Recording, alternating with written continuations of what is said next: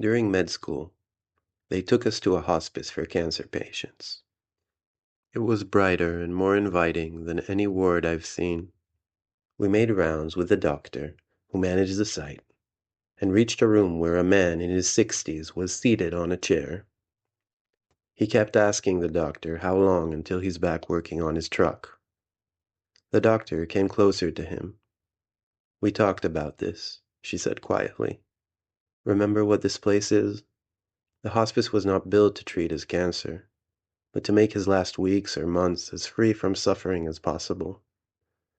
People with a chance to return to work don't come here."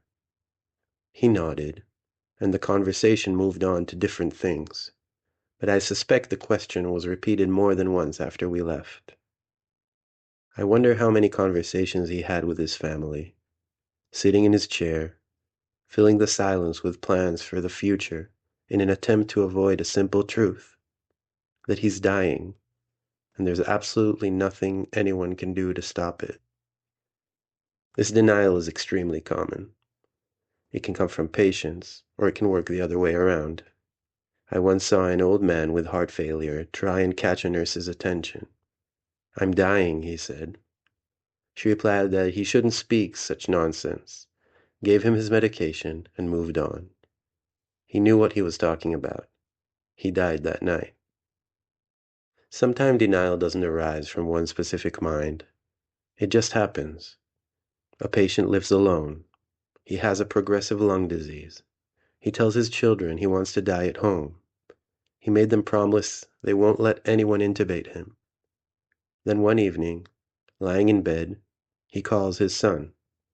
Something happened. He can't breathe.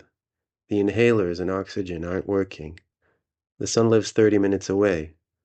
All he can hear is his father's violent wheezing interrupting every second word. He can't get there in time. He calls an ambulance. The paramedic arrives. The neighbors let him in. He sees the father unconscious and blue, the oxygen and inhalers next to him. He immediately identifies what happened, intubates, ventilates, and is on his way to the hospital. All this happens long before the son understands what his phone call set in motion.